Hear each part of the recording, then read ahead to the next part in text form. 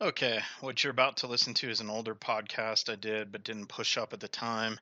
But I would listen to it again. I think it's relevant. Basically, what I did is I did an experiment where I paid the minimum $10 to promote a tweet on Twitter to see what kind of outcome it would have as far as how much it would be seen versus just your average tweet. So my average tweet was roughly, say, around 50. With my $10 payment, my tweet got into the 6,000 impressions. And so just take it from there. And the podcast that you're going to listen to goes on in length and I ramble on. But a couple of the takeaways are: A, if you're thinking political discourse is even, it's not. The people who promote their tweets get seen, between 100 and 200 times more than you do. And I talk about how following large accounts, the chances of them actually seeing anything that you tweet, if you want to do reciprocity, if that's a word, are essentially minimal, or negligible, almost zero. So I ramble on about all that. But the net takeaway is that obviously for political discourse, if you want to, well, things aren't even. There's paid people out there who are doing psyops that are manipulating things. But I'll add in my podcast now. I also talk about censorship and some other things towards the end. Hope you enjoy. Okay. I haven't done a podcast in a long time, and I'm just doing it off my basic computer mic, so the audio quality might be a little low. But I just wanted to share some wisdom I gained by doing a little experiment. So we know that social media is kind of borked now, or nerfed, or whatever kind of language you want to use for basically the concept that it isn't a fair system where if you put some information out, everyone has an equal chance of seeing that information. It doesn't work that way anymore because, to be fair, it's not necessarily a horrible thing, but corporations have to make money and thus they have to tap into their audiences somehow and essentially sell them. So that's what's been going on with Facebook for a while and with Twitter. They recently changed the algorithm now. And so I was just curious on Twitter, like what would the impact be if I promoted a tweet? And so I went ahead and did that. You know, the tweet I used wasn't all that sexy from a marketing term, and I'll get more into that. But basically, I said, okay, what kind of tweet do I want to promote? And I was pumped the other day because I started writing my book that I'm supposedly working on, The Eternal Author. But I wrote the first paragraph, the introduction. So I'm like, okay, I'll throw that up on a blog and I'll promote a link to that. And again, I didn't use any kind of manipulation or language. You know, there's all sorts of marketing tweaks you can do to make it a better chance that someone will actually take interest in a link or something. And again, you're limited to 140 characters on Twitter. But I could have been much more creative. I said, "Hey, I wrote my first paragraph of my book. Check it out." And so I went into Google Ads, and it's very confusing. I'm sure it's not rocket scientist, but there's all sorts of different campaign types, and it's just kind of weird. I'll have to spend some time if I want to use ads. I'm not necessarily on social media to sell something. So I went in and put the minimum, which is $10, promoted that tweet, and just to see kind of what would happen. Well, again, I'm not exactly sure how it works, but just some initial data. My average tweet, say I tweet something, and it usually gets about 50 impressions at this point. I'm following probably about, I don't know, a little over 4,000 people. I've got about 9,400 plus followers, but I'd say about half of those are people who are on infrequently and stuff. So it's probably realistically about 4,000 just for the metrics. And again, I'm not into, like, I've actually been bringing my numbers down. I was following a lot more people. I had over 10,000 followers, and I'm actually going the opposite direction where everyone else is trying to pump their numbers up. I'm actually trying to pump my numbers down just because the timeline and everything is screwy, and there's certain people that I want to see more of their tweets, and I can't because I'm following so many people, which isn't a bad thing. I mean, I don't regret the people that I'm following or anything, but everything gets lost because there's so much, for lack of a better term, noise going on. So I'm trying to bring that number slowly down, mostly through attrition. Sometimes when I see people tweet, certain people do show up on my timeline fairly often. I'll get into that in just a second. And if they show up and say a bunch of stuff I don't like over and over and over again, I usually give them chances. Then I go, all right, I'm done following this person. But you don't care about that. What you care about is the metric I'm talking about. So what did this, well, hopefully you do. What did this experiment show? My average tweet, again, probably gets about 53 impressions. That just means it shows up on somebody's timeline. And again, what does that mean? If you're on a web browser, on a phone, you fire up Twitter. Twitter might default load 20 to 30 tweets on your timeline, but really, there's only about 5 or 6 of them that are actually going to fit on the front of your screen. Unless you scroll down, you're probably not going to see the other ones. But I'm pretty sure Twitter will count that as an impression.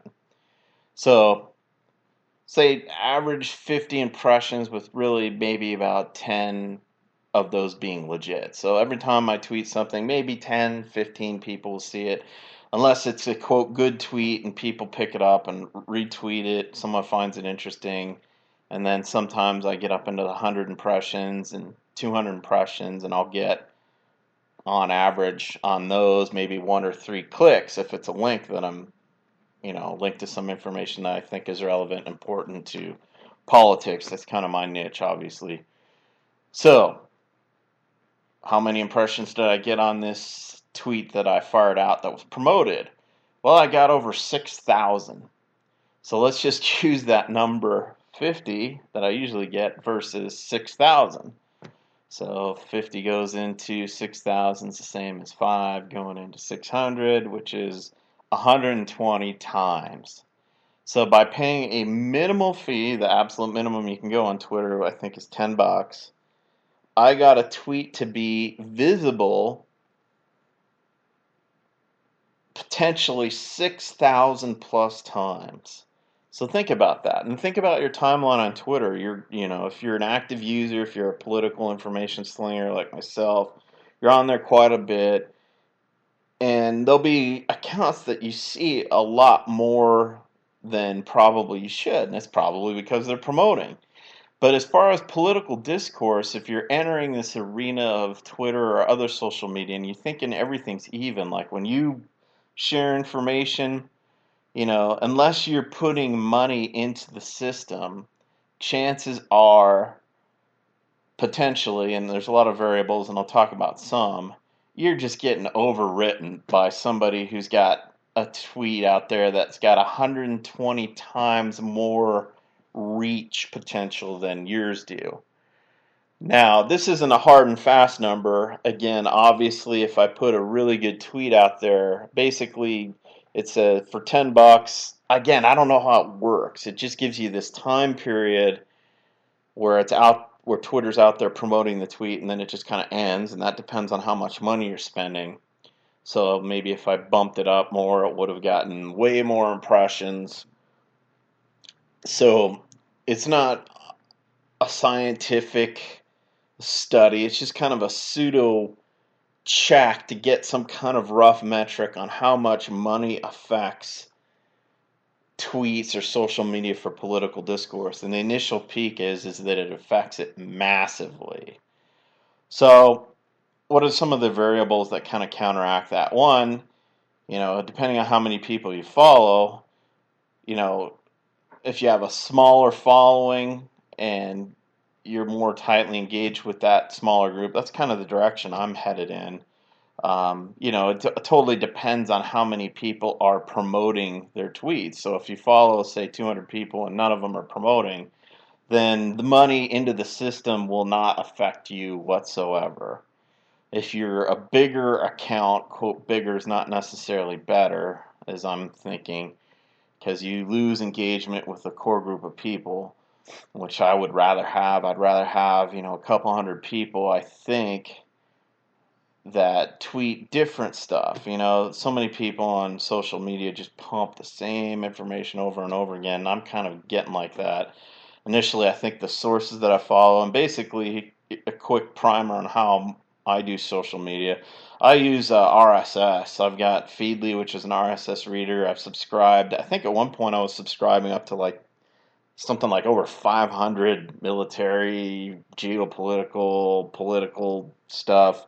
But it's just chewing up too much time. I'm a narcissist, addicted to sharing information and gathering it. I'm a little bit ADD or autistic or something. If I just have list of information, it just becomes an obsession for me to like get through all the list. And so that's what I do in Twitter in the mornings. I jump on, I check my RSS feeds, which is now I've scaled that way back. I'd say I'd follow about 200 sources, but probably only about 100 of them are relevant to politics. I do have other interests.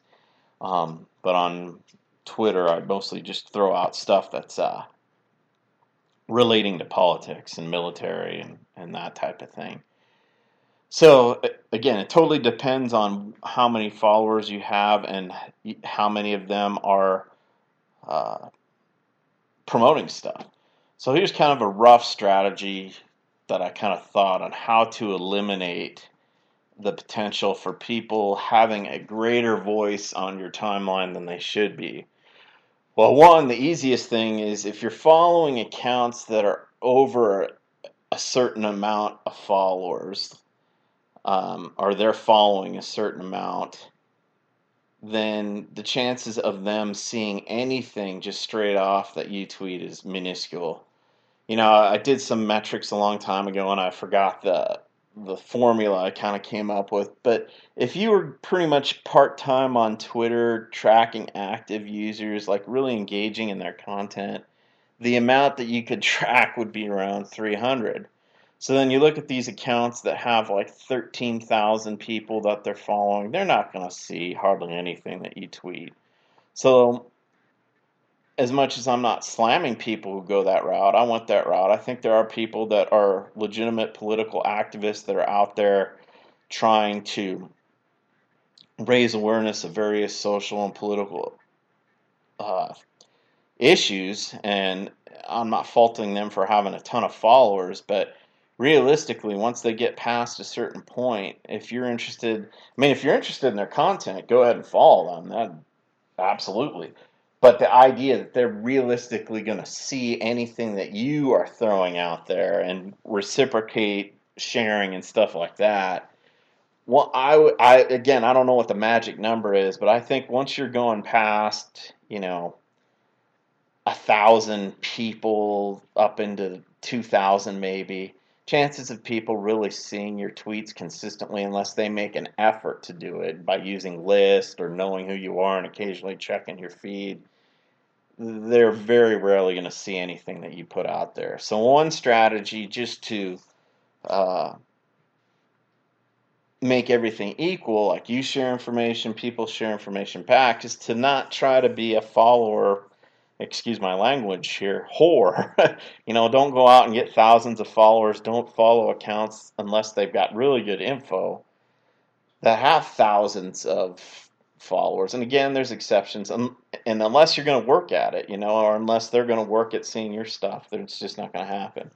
Another strategy, obviously, is if you keep seeing people, specific people in your timeline, when other followers of yours or people that you're following, excuse me, are just as active, that means they're probably promoting their tweets. And it's totally up to you what you want to do about that. If you want to keep following them, great. If you don't, if you want to equalize the voices and stuff, then I'd go ahead and recommending defollowing them. And again, it's not personal. I mean, they might have good info, but if their info's stuff that you're already seeing from other sources and you kind of want to spread out, who you're seeing, then I'd go ahead and defollow those bigger accounts and not necessarily waste your time on them, because unless you're interested in what they have to say more than your other followers, because they're not going to see your stuff. So those are just two things. Recap: large accounts aren't going to see your stuff, and they're unless they make an effort to, which 99% of the time isn't going to happen. Um, and two, if you see a lot of people's stuff always showing up in your timeline, there is a good chance that they might be promoted. Also, Twitter, I think, is tweaking the algorithm for what shows up in your timeline. You have to go to your preferences and decheck this. It'll say, something like show the best tweets, and maybe you like what their algorithm is. I don't. I like getting on there and seeing what's out there based on what time I'm on, who's active when I'm on, not by what it thinks I should see. That just gives me the creeps. I don't like it. And also, there's, Mark Dice getting more political about social media. I mean, this is known for a long time that there's little games Twitter plays as far as what's trending and what's not. Mark Dice, if you get his account, at one point he did a video that really showed how badly Twitter manipulates what's trending. They'll some stuff will show up on what's trending, and again, this could be monetarily driven, where people give big bucks to Twitter and they can get a higher chance of something showing up in the trending. Campaigns like when Microsoft releases some software, you'll see it trending, and we'll get into bots too. Um, so all that's manipulated. Mark Dice, go to his account on YouTube, check out his videos, find the one on censorship on Twitter, and it's just, the whole thing is this soft censorship of the technocracy that we're entering in, where basically it's not so much it's more Huxley than Orwell. It's more like you can do anything that you want, we're just going to control what's done so no one will see what you do if we don't approve it. And interestingly, Facebook, you had the issue come up recently where Trump is, obviously a controversial figure, and Facebook employees were trying to decide whether they should make an effort on Facebook to throw the election away from Trump. And they would do that by just basically nerfing people. People who are pro-Trump, you just wouldn't see their tweets if you belong to big groups and stuff that were Trump supporters on your timeline. Their stuff wouldn't show up as often. It's just these little things that they can do rather than having a consistent rule for everyone. It becomes a rule for favorites, a rule for people who are doing something the regime doesn't like. And just on a larger note, as the government becomes a greater percentage of the GDP, I think right now it's over 20%. Let's say we become even more socialist and it's getting up to 30 and 40%. Businesses and government are going to merge. You can call it corporatism, you can call it fascism, whatever you want to do. Because government's spending so much money, you're going to have all these corporations wanting to get at that trough. 20% of the GDP, what is the U.S. annual GDP? I don't know. I'd have to look it up. But I think it's like, trillions or 1 trillion or something like that, 1.2 trillion or 17 trillion. I guess our debt is over 100% of our GDP now. So whatever our debt is, say our annual GDP is let's just do easy math. Say a couple years from now our GDP will be 20 trillion. So if the government's is responsible for 30% of that, that means that a $6 trillion trough is out there, and all these corporations are going to want to get into that. And the government, because it's no longer necessarily, well, I won't get into that. I'll just say that the government has an agenda. We see that with global warming. We see that with all our trade policies. It's not the average Joe waking up in the morning and saying, oh, wow, we really need a Trans-Pacific Partnership to equalize trade. And it doesn't work that way. It's top down. It's not bottom up, which, from a political science perspective, is an indicator of fascism. And we kind of see it growing all the time. And people should be very concerned about that. But the idea is government controls this huge swath of money, and crony capitalists know that they have to play the game. Look at Donald Trump, and I'm actually pro-Trump, so I'm going to launch into a critique just using him. Don't take it as I'm being anti-Trump, I'm just being realistic. is basically Trump had all these controversial leftist positions, and like how could Trump give money to De Blasio in New York and stuff? Because Trump's a businessman. He's in New York. He's got to get things done. Government's this huge force, especially in more of the blue socialist type states in America. So it just makes your life so much easier if you just grease the gears a little bit, if you make some ideological public announcements to show that your ideology is in line with the Reich's, the official ideology of the government, kind of fascist type people that are running things, which study after study after study has shown that their ideology is out of sync with mainstream America. They're more left, they're more globalist, they're more socialist than the average American. It's just a fact. And wise businessmen go, I got to deal with these people. I got to have them approve my business permits. If I get hung up on the bureaucracy, I might have to make a few phone calls. And if I grease the gears a little bit, then those phone calls will be accepted, and all of a sudden my permits will get expedited. It's just common sense from a business perspective where there's the idea that you want to change it to make more equitable, but if that's not possible and you still want to be in business, then you become a crony capitalist and do what you have to do to get at that currently whatever it is, 3 trillion in the future, not far from now, maybe $6 trillion trough that the government controls. And we see that with, what was it, Kurt Schilling recently made a statement that, on this transgender thing, it's like, dudes, regardless of what they think they are, if they're still a dude, I don't know exactly what he said, I'm paraphrasing, shouldn't be peeing in women's restrooms. It's just wrong. I won't even get into the rightness or wrongness of that. I'll just say that was a statement by someone who is outside. That was not a Reich approved statement. The leftists that control the judicial system and the government and corporations to an extent didn't like that statement, so they fired him. And that's an example of, ESPN, maybe it was a wise choice for them. If they have their uh, people that are, their sports announcers and stuff, making statements that go against the ruling elite's ideology, that could possibly cause trouble for ESPN as a business going forward. They've got to deal with all these government agencies, the FCC and all that. And if they show a non-Reich approved ideology or a conservative ideology that goes against the leftists, it could cause trouble for them. So they dealt with it quickly, and that's not the only reason. There's all the political activists and stuff that people I think are way too hyper scared of. They should stand up and just say, no, we're not going to do that. Sorry, you can scream and whine all you want. You're a small percentage. The average American is against what you stand for in your view. Sorry. But no, everyone cowers and goes, oh, we don't want to get into that.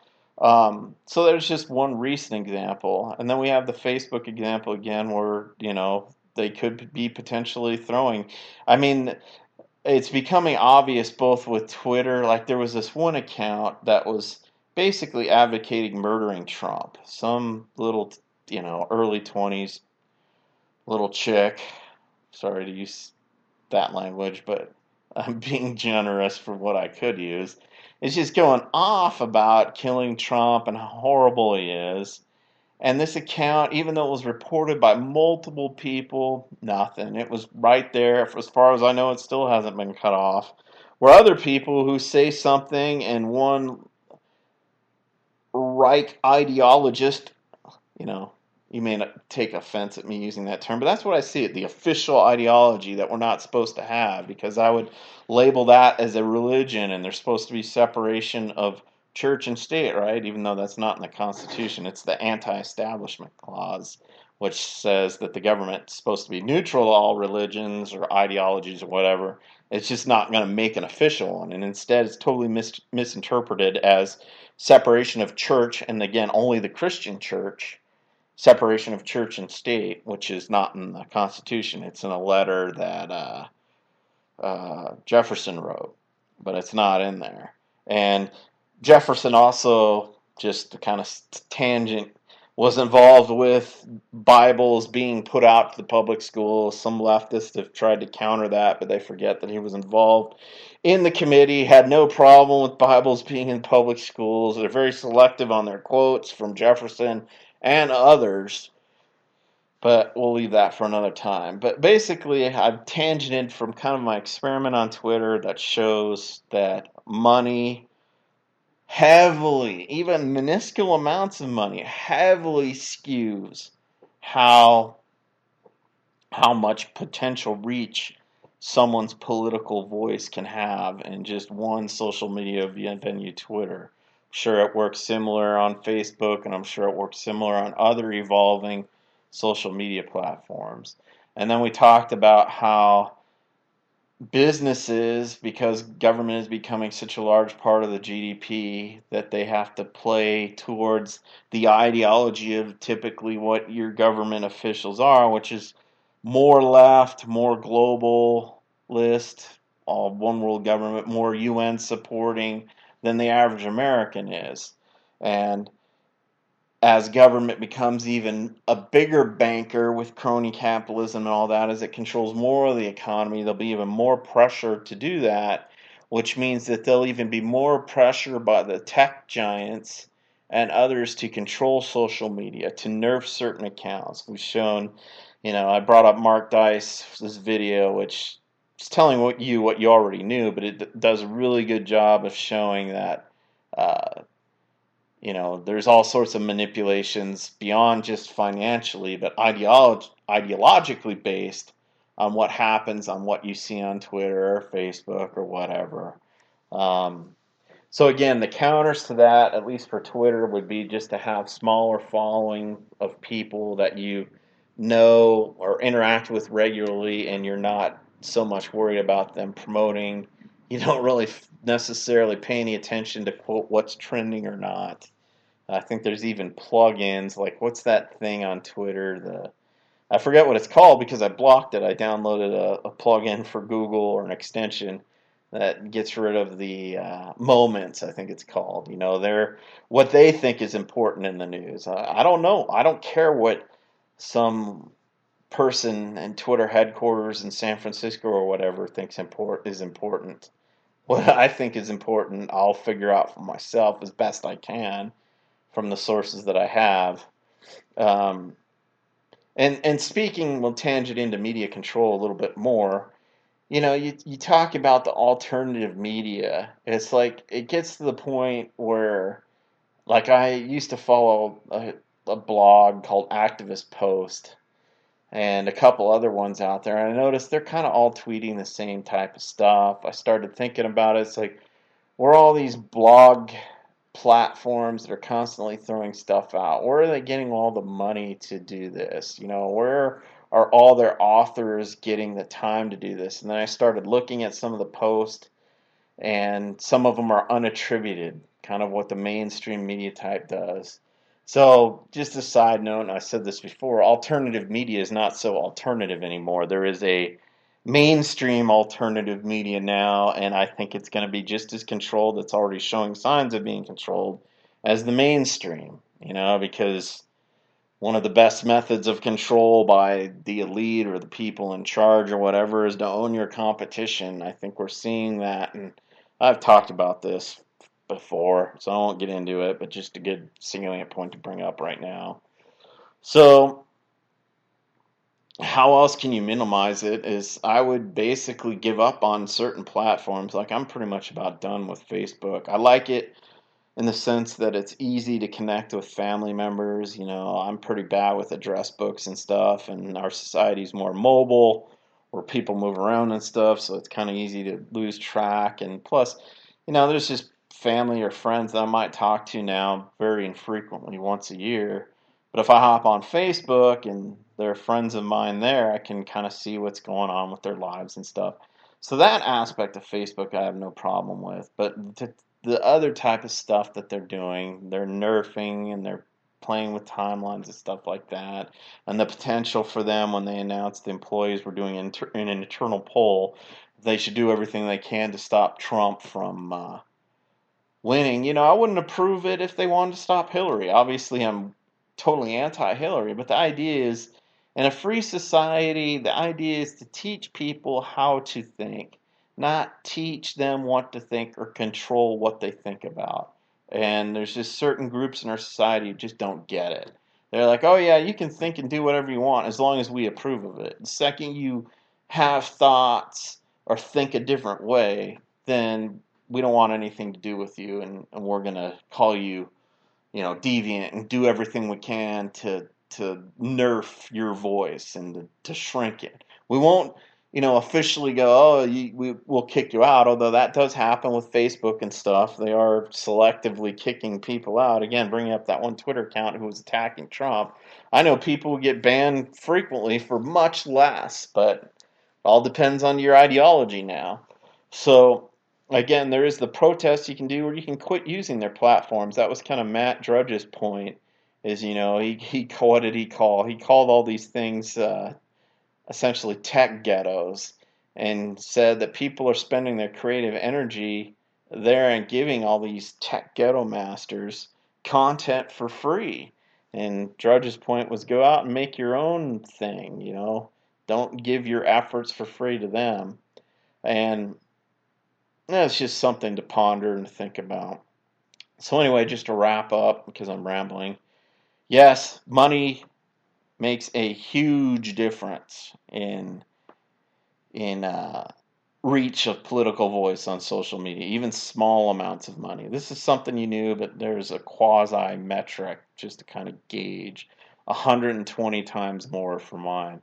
So, that's not a consistent number. Social media is censored and manipulated, as you already knew. Mark Dice does a good recap of that. So you have to make choices, and my suggestion is just to go smaller. Get a tighter net of people that you uh, dialogue with, that have good information, that are willing, that's a give and take. They share your info, you share theirs, and is much better than trying to grow and be somebody, because then you're just going to get lost in the shuffle, or you're going to just be sucking on other people's exhaust fumes as they take off into the sky with their social media empires. So there's my ramble. For the one or two who made it to the end, I congratulate you, and I hope that you have a good day.